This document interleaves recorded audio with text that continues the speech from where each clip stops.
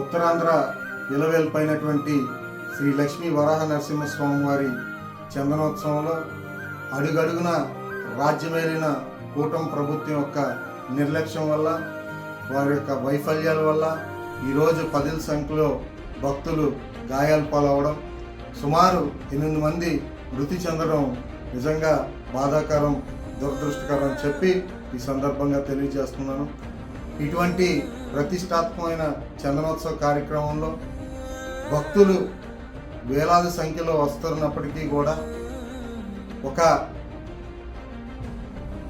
ఎటువంటి సౌకర్యాలు కూడా కల్పించకుండా ఏదైతే 300 రూపాయల టోకన్లు పెట్టి టోకన్ల పేరిట టోకన్లు బ్లాక్లో అమ్ముకుంటున్నారు తప్ప అక్కడ ఆ యొక్క గోడ నాశరికంగా ఉన్నప్పటికీ కూడా ఎటువంటి మరమ్మతులు దానికి చేయకుండా కేవలం ఈ యొక్క ప్రభుత్వం తాలూకు నిర్లక్ష్యం వల్లే ఈరోజు 8 మంది చనిపోయారని చెప్పి చాలా స్పష్టంగా కూడా మేము చెప్తా ఉన్నాం.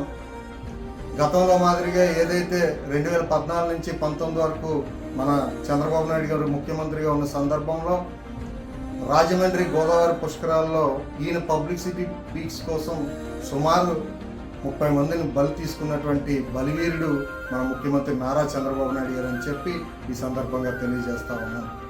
మరి మొన్నటికి మొన్న మన కలియుగ దైవం శ్రీ వెంకటేశ్వర స్వామి సన్నిధిలో తిరుమల తిరుపతి దేవస్థానంలో సుమారు ఇటువంటి టోకన్స్, ఫ్రీ టోకన్స్ అంటూ పెట్టి అక్కడ కూడా సుమారు 20 మంది మృతి చెందడం, సుమారు 1000 సంఖ్యలో గాయాల పాలవడం కూడా మనం చూసాం. ఇటువంటి సంఘటనలు జరిగినప్పటికి కూడా రోజు రోజుకి ప్రభుత్వానికి బుద్ధి రాకపోవడం నిజంగా దారుణం అని చెప్పి ఈ సందర్భంగా నేను చెప్తా ఉన్నాను. ఇటువంటి సంఘటనలు చోటు చేసుకున్నప్పుడు ఎటువంటి సౌకర్యాలు కూడా కల్పించకుండా భక్తులు వేలాది సంఖ్యలో వస్తారని తెలిసి కూడా కేవలం అక్కడ ఉన్నటువంటి అధికారులు కానీ ప్రభుత్వ యంత్రాంగాన్ని కూడా పూర్తిగా విఫలమైనటువంటి పరిస్థితి ఈరోజు మనం చూసాం. నిజానికి ఇది చాలా బాధాకరం. ఈరోజు ఈ 8 మంది మృతుల కుటుంబాలకి